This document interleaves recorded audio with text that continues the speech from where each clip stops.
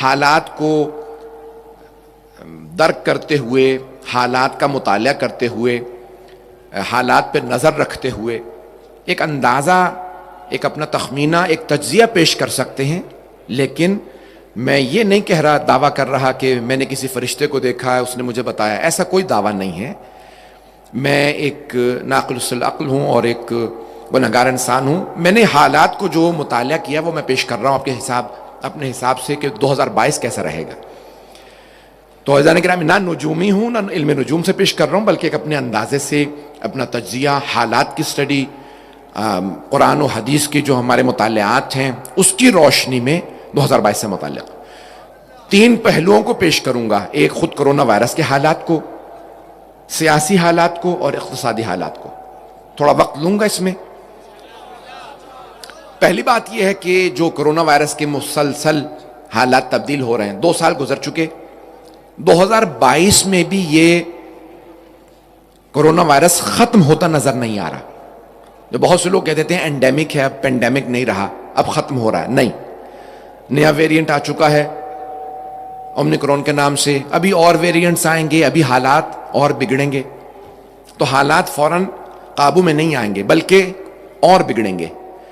Europe کے بعض ممالک نے شرط رکھ دی ہے، قانون بنا دیا ہے کہ ویکسین لگوانا ضروری ہے، جس پہ بہت زیادہ مظاہرات بھی ہوئے. ہالینڈ میں دیکھ لیجئے، آسٹریا میں دیکھ لیجئے. تو آئندہ یہ پابندیاں لگیں گی ویکسین کے حوالے سے. ایسے بہت سے حالات بنیں گے، ابھی بہت کچھ ہوگا. تو صبر رکھیں، ایمان کا دامن تھامے رکھیں. پریشان وہ ہوں جو خدا کو مانتے نہیں، جو اللہ پہ ایمان رکھتے ہیں، اس کے رسول پہ ایمان رکھتے ہیں، اور ہم جیسے جو کسی حجت خدا پہ ایمان رکھتے ہیں. پریشان تو ہو حجاز مقدس سرزمین، حجاز مقدس پہ قبضہ کرنے والے بحری قزاق، لٹیرے ڈاکو، جنہوں نے حج اور عمرہ روک دیا کہ کرونا وائرس نہ پھیلے، اور اسی ہفتے کانسرٹ کرا لیا، اس سے نہیں پھیل رہا. اگر غیرت دینی ہوتی شاید یہ اہل بیت علیہ السلام کے ماننے والے ہی سکھا سکتے ہیں. تو عزیزان گرامی، میں بہت زیادہ سیاسی لحاظ سے پریشان نہیں کروں گا حضرات کو. ساری دنیا سن رہی ہے، مجھے معلوم ہے کہ پاکستان کو قرضے دینے والوں میں ایک وہ بھی ہے، تو قرضے بند نہ ہو میری وجہ سے کہیں، اور قرضہ کہیں واپس نہ مانگ لے. یہ حکومت کا نظریہ نہیں ہے، علی رضا رضوی کا نظریہ. میں نے پہلے بھی کہا ہے، مجھے روکو نہیں، میں جو بولتا ہوں.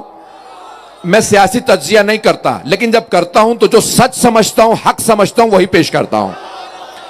تو یہ افراد یہ کیا دین سمجھائیں گے، کیا دین سمجھیں گے کہ جو حاجیوں کے پیسے سے شراب پی لیتے ہوں؟ تو وہ کیا دین کو سمجھائیں گے؟ وہ کیا دنیا کے کرونا وائرس کو روکیں گے؟ آج اگر دنیا سمجھنا چاہتی ہے نا کہ کرونا وائرس رکتا کیسے ہے، ذرا کربلا آ کے دیکھیں.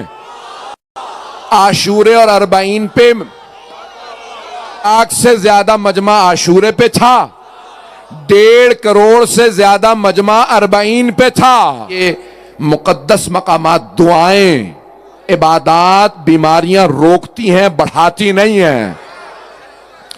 میں یہ نہیں کہتا احتیاط نہ کیجئے، ماسک نہ پہنیں، سینیٹائزر استعمال نہ کریں. نہیں، احتیاط کریں، سینیٹائزر استعمال کریں، سب کچھ کریں، لیکن عبادتیں نہ روکیں. حج اور عمرہ نہ روکیں، زیارات نہ روکیں. یہ چلتی رہیں گی تو بیماریاں ٹلتی رہیں گی. بات پہنچ رہی ہے نظارے گرامی؟ تو پہلا تجزیہ میں نے کرونا وائرس، بہت تیزی سے چلوں گا. تو کرونا وائرس ابھی چلے گا، پریشان ہونے کی ضرورت نہیں ہے. نہ میں کہتا ہوں کہ ویکسین نہ لگواؤ، نہیں، میں نے خود ویکسین لگوایا ہے. ویکسین لگوائیں بے شک. ہر طرح کے تجزیے چل رہے ہیں، ویکسین لگوانے والا مر جائے گا، نہ لگوانے والا مر جائے گا. پروپیگنڈے بہت ہیں، اس میں سے حقیقت کو نکالنا آسان نہیں ہے. تو بہت زیادہ اس وقت پروپیگنڈے چل رہے ہیں ہر طرف سے. تو عزیزان گرامی، پہلی بات، کرونا وائرس کی طرف سے پریشان نہ ہو. ہمارے پاس دعائیں ہیں، زیارت عاشورہ ہے، زیارت وارثہ ہے، حدیث قصہ ہے، قرآن کریم سب سے بڑی وہ بات. تو قرآن پڑھتے رہیے، سورہ فاتحہ پڑھتے رہیں، صلوات پڑھتے رہیں. یہ چیزیں وہ ہیں جو آپ کو بچائیں گے. دوسرا، حالات سے متعلق پیش کر دوں، اقتصاد سے متعلق، اگر سننا پسند فرمائیں گے. میں نے پہلے بھی تجزیہ پیش کیا تھا، سن لیجئے، میں غلط ہو سکتا ہوں. اس وقت سب سے بڑی جو چین کی ڈیولپمنٹ کمپنی ہے ایور گرینڈ، وہ ڈیفالٹ کر چکی ہے. دوسری کمپنی نے بھی آج اعلان کر دیا وہ بھی ڈیفالٹ کر رہی ہے. امریکہ نے، یورپ نے اعلان کر دیا کہ اگر وہ ڈیفالٹ کرتی ہے تو پوری دنیا پہ اس کا اثر پڑے گا. ہاؤسنگ مارکیٹ جسے کہا جاتا ہے، یعنی مکانوں کی قیمتیں وہ اچانک گریں گی اور دنیا کے اندر ایک بہت بڑا بحران بھی پیدا ہوگا. تو 2022 کو کرائسس کا یا بحرانوں کا سال کہا جا سکتا ہے. تو اس کے اندر مکانوں کی قیمتیں بہت زیادہ گریں گی، فوراً نہیں، ایک ملک میں گرتی ہے پھر دوسرا تیسرا، جو کنیکٹڈ ہیں، جو متصل ہیں، وہ سب آہستہ آہستہ اس کے اندر یہ مسائل آئیں گے. بہت بڑا ایک تجزیہ امریکہ کے اندر کیا جا رہا ہے کہ خود امریکہ کی جو سٹاک مارکیٹ ہے وہ کریش کرے گی. لوگ 1928 یا 1929 کا جو کریش ہوا تھا اسے بھی بھول جائیں گے کہ شاید 50% تک جو ہے وہ سٹاک مارکیٹ گر جائے. بعض لوگوں کا تجزیہ یہ ہے، میں حتمی طور پہ کچھ نہیں کہہ سکتا. تو اب اقتصادی بحران تو آئیں گے، مکانوں کی قیمتیں، افراط زر، انفلیشن جسے کہا جاتا ہے کہ قیمتوں کے اندر، یعنی آج $100 روپے میں جو آپ لے لیتے تھے وہ 1000 روپے میں بھی چیزیں نہیں آتی.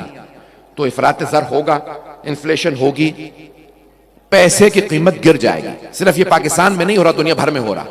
ہاں یہاں کچھ زیادہ ہی حالات خراب ہیں. پاکستان سے متعلق بھی اختتام پہ پیش کروں گا تاکہ لوگ صبر و تحمل سے سن لیں. تو جانے کہ ہم ایک تو اقتصادی حالات، مزید سیاسی حالات سے متعلق بھی مختصر تجزیہ سن لیجئے کہ دنیا بھر میں بہت سی سیاسی تبدیلیاں آئیں گی. اور سیاسی تبدیلیاں صرف اتنی نہیں ہیں کہ بہت سے حکومتیں بدل جائیں، بہت سے وزرائے اعظم بدل جائیں، بہت سے صدور بدل جائیں، بلکہ شاید جنگیں بھی ہوں. اور 4-5 مقامات پہ اس وقت جنگ نظر آ رہی ہے، لوگ بہت سخت پریشان ہیں. ایک تو خود تائیوان جہاں پہ امریکہ اور چین کے مد مقابل آ سکتے ہیں، یوکرین جہاں روس اور امریکہ مد مقابل ہیں، خود اسرائیل اور ایران کا، اگر امریکہ کے اور ایران کی مذاکرات جو اس وقت ویانا میں ہو رہے ہیں گزشتہ 2 ہفتوں سے ناکام ہو جائے تو اس کے بھی بہت زیادہ برے اثرات ہوں گے دنیا پہ. تو عزیزان گرامی، بہت سے لوگ کہہ رہے ہیں پروکسیز ہوں گی، بہت سے کہہ رہے ہیں نہیں جنگیں ہوں گی، بہت سے سمجھتے ہیں کہ جنگ نہیں ہوگی، اب صرف اور صرف چھوٹے پیمانے کی پروکسیز ہوں گی. بہرحال مجھے سے تجزیہ نہیں پیش کرنا. بہت سے لوگوں کا نظریہ یہ ہے کہ نہیں بڑی جنگیں ہوں گی. اور بڑے بڑے تجزیہ نگار یہ کہہ رہے ہیں کہ اگر نقارہ جنگ اگر آپ سن نہیں سکتے تو شاید وہ افراد جو سن نہیں پا رہے ہیں وہ شاید بہرے ہیں، تو جنگ کے نقارے بج رہے ہیں. لیکن میں گھبرا نہیں رہا، ڈرا نہیں رہا. ان تمام کے اندر ایک بات یاد رکھیے گا، میری حکومتوں سے بھی یہی ایک اپیل ہے، درخواست ہے کہ اس میرے جملے کو خاص طور سے غور سے سنیے گا، اور اپنے بھائیوں سے، اپنی بہنوں سے، اپنے بچوں سے، اپنے بزرگوں سے بھی. جناب امیر فرماتے ہیں کبھی بھی کفر کی کثرت سے نہ ڈرنا، شیطان کی کثرت سے نہ ڈرنا، اور اپنی قلت سے نہ ڈرنا، کیونکہ ان کے ساتھ خدا نہیں، تمہارے ساتھ خدا ہے. اور اس کی سب سے بڑی مثال دیکھنی ہو تو کربلا ہے، جہاں اتنا بڑا لشکر یزید آ گیا، حسین ابن علی 72 کے ساتھ ڈٹے رہے، اور جب 72 لاشیں اٹھانے کے بعد عصر کے وقت بھوک و پیاس میں میدان میں آئے تو آپ نے کہا لا معبود سواک، وہ اللہ تیرے سوا کوئی معبود نہیں، مجھے کسی کا خوف نہیں جبکہ مجھے یقین ہے تو میرے ساتھ ہے. تو ہم اس بات پہ یقین رکھتے ہیں. تو عزیزان گرامی، ان حالات کے اندر ڈرنے کی ضرورت نہیں. پاکستان سے متعلق بھی کچھ تجزیہ پیش کرنا چاہ رہا تھا. پاکستان چند مسائل سے دوچار ہے. پہلا انرجی کا مسئلہ ہے، گیس ہے، بجلی ہے، اور خود قیمتیں بہت زیادہ ہیں، پیٹرول کا مسئلہ ہے، اور ایسے بہت سے مسائل ہیں. یہ پاکستان کے لیے ایک انرجی کا مسئلہ آئندہ چند برس تک بڑھ سکتا ہے. تو حکومت کے لوگ یا دیگر ہمارے جتنے بھی افراد، میں اپنے مومنین سے درخواست کر سکتا ہوں، جتنے بھی ہمارے سائنسدان ہیں، جتنے ہمارے انجینئر ہیں، جتنے پڑھے لکھے لوگ ہیں، اگر حکومت چاہے یا اسٹیٹ چاہے تو ہمارے جتنے قابل لوگ ہیں وہ مدد کریں کہ انرجی کرائسس کو، یا جو بحران کھڑا ہو رہا ہے گیس اور بجلی کا، اس کے اندر مدد کریں. پاکستان کی حکومت بہت سی کوشش کر رہی ہے، بڑے بڑے ڈیم بنائے جا رہے ہیں، بجلی کا معاملہ کافی حد تک حل ہو جائے گا، لیکن پھر بھی گیس کا دیگر مسائل کھڑے رہیں گے۔ یہ پاکستان چند بحران دیکھے گا۔ پہلا مسئلہ پاکستان کا انرجی کا۔ دوسرا جو مسئلہ پاکستان کے لیے آئندہ بھی کچھ عرصے چلے گا، وہ پاکستان کے اندر یہ افراط زر کا مسئلہ ہے اور قرضے، اس کے اندر کرپشن۔ ایک جملہ کہنا چاہتا ہوں پاکستان کے حکمرانوں سے، اگر کوئی امیر آدمی سے بھی چوری کرتا ہے نا تو وہ چور ہے، لیکن اگر غریبوں کا کوئی حق مار لے، محروموں کا حق لے جائے، تو یاد رکھیے گا اس کی سزا اتنی سخت ہے کہ آپ شاید دنیا میں اسے دیکھ نہ پائیں، لیکن قبر سے عذاب شروع ہوگا، بلکہ موت سے عذاب شروع ہوگا۔ سرور کائنات فرماتے ہیں کہ موت جان کنی کے وقت میں سب سے زیادہ اذیت اسے ہوتی ہے جس نے رعایا پہ ظلم کیا۔ تو کبھی غریبوں کا ٹیکس کا پیسہ چورا کے اپنی کوٹھیاں نہ بنائیں، اپنے محل نہ بنائیں، اپنی گاڑیاں نہ خریدیں، یہ غریب عوام ہے۔ تو یہ پاکستان کے اندر ایک مسئلہ بہت دیر تک رہے گا۔ 3 اور مسائل پیش کر رہا ہوں، اس کے بعد آگے بڑھ جاؤں گا۔ آپ لوگوں کو پریشان نہیں کرنا چاہتا، میں جانتا ہوں حکومت کے ادارے سب سن رہے ہیں۔ ایک بہت بڑا مسئلہ ہماری عدلیہ کا مسئلہ ہے۔ تو ہماری اگر عدلیہ انصاف فراہم کرنے لگے تو جتنے بھی لا انفورسمنٹ ایجنسیز ہیں، جتنے بھی ہمارے قانون نافذ کرنے والے ادارے ہیں، وہ ان سب کی اصلاح ہو جائے گی۔ پولیس کی اصلاح ہو جائے گی، جتنے ادارے ہیں سب کی اصلاح ہو جائے گی، اگر انہیں یہ پتا ہو کہ عدالتوں سے انصاف آنے لگے گا۔ گرامی، اس لیے عدالتوں کو انصاف فراہم کرنا ضروری ہے، اگر وہ فراہم نہ کریں تو ان کے خلاف آواز بھی بلند کرنا ضروری۔ چوتھا مسئلہ جو پیش کرنا چاہتا ہوں، بہت جلدی چل رہا ہوں۔ پاکستان کے اندر بہت سے مسائل ہیں، مسائلستان بنتا چلا جا رہا ہے، لیکن یاد رکھیے گا یہاں بسنے والے کثیر تعداد میں شیعہ، ان کا فریضہ یہ بنتا ہے فیصلوں میں حصہ لیں، صرف سروس پرووائڈ نہ کریں بلکہ جب حکومتیں بنے تو فیصلوں میں حصہ لیں۔ اگر حکومت فیصلہ کرتی ہے اور ہم خاموش بیٹھے رہتے ہیں، پھر ہمارا حق نہیں بنتا کہ کہیں کہ تم نے ہمیں فیصلے میں شریک نہیں کیا۔ فیصلے میں حصہ لیں، اگر غلط فیصلہ ہو رہا ہو تو آواز بلند کریں۔ تمام فیصلوں میں ہمیں حصہ لینا ضروری ہے۔ مجھے نہیں معلوم میں بات پہنچا پا رہا ہوں یا نہیں۔ پاکستان بنانے والے شیعہ تھے، قائد اعظم محمد علی جناح شیعہ تھے، جن نوابوں نے راجاؤں نے پیسہ لگایا وہ سب شیعہ تھے، آنے والے بسنے والوں میں شیعہ بھی تھے، دوسرے بھی تھے۔ عزیزان گرامی، جب فیصلے ہوں تو حصہ لیجئے، تماش بین نہ بنے کہ حکومت جو مرضی فیصلہ کرتے دیکھتے رہے۔ نہیں، ہمیں ان حکومت کے فیصلوں میں حصہ لینا، اور صرف دیکھے مت، تمام کے تمام اداروں میں حصہ بنیے، چاہے فوج کا ادارہ ہو، چاہے اسٹیبلشمنٹ ہو، پولیس ہو، تمام اداروں میں جائیں۔ وہ علماء جو کہتے ہیں حصہ مت لو، خبردار، ان کی مت سنیے گا، حصہ مت لو، تماش بین بنے رہو، اس کا مطلب ہے یہ ملک چھوڑ دو اگر بیٹھے رہو۔ ہمیں اس ملک میں رہنا ہے، ہمیں اس کے تمام اداروں میں حصہ دار بننا چاہیے، ہم ہر جگہ پہ اپنی سروس بھی دیں، فیصلہ بھی کریں۔ بہت کھل کے بولوں گا، فیصلہ نہیں کرو گے تو اس حکومت کے تمام فیصلوں کے اوپر تنقید کا حق نہیں رہتا۔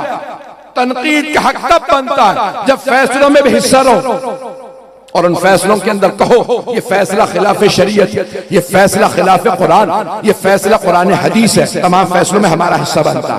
میں بہت سا اس پہ بول سکتا ہوں لیکن زیادہ نہیں بولنا چاہتا، تو اس میں حصہ لینا ہمارا فرض ہے تاکہ ہم اصلاح کر سکیں۔ جاننا بھی ضروری ہے، فیصلوں میں حصہ لینا بھی ضروری ہے۔ آخری بات پیش کروں گا، یہ موجودہ جو نظام ہے اس کے اندر اصلاح کی ضرورت ہے۔ موجودہ نظام کے اندر امپروومنٹ کے اندر میرا صرف اتنا کہنا کہ اگر ہم کوئی کردار ادا کر سکتے ہیں تو ہمارا کردار ادا کرنا لازم و ضروری ہے، اور ہم کردار ادا کر سکتے ہیں، ہر طرح سے ہمارا کردار ادا کرنا ضروری ہے، لازم ہے، کیونکہ ہم ان اہل بیت علیہ السلام کے ماننے والے ہیں جو کہتے ہیں کہ ظلم اگر کہیں پہ بھی ہو، نہ اہل کو کوئی عہدہ دے دینا بھی ظلم ہے، اس لیے ہمیشہ اہل کو آگے آنا چاہیے، میرٹ پہ کام ہونا چاہیے، شیعہ سنی پہ کام نہیں ہونا چاہیے۔ اگر کوئی ہندو یا عیسائی بھی اہلیت رکھتا ہو، ڈاکٹر اچھا ہو، تو اس سے علاج کرانا جائز ہے۔ تو یہ نہیں دیکھنا چاہیے کہ نہیں میں یہ کس دین کا کس مذہب کا ہے، بلکہ جو بھی اہلیت رکھتا ہے اس کا آگے آ کے اصلاح کرنا بہت لازم ہے۔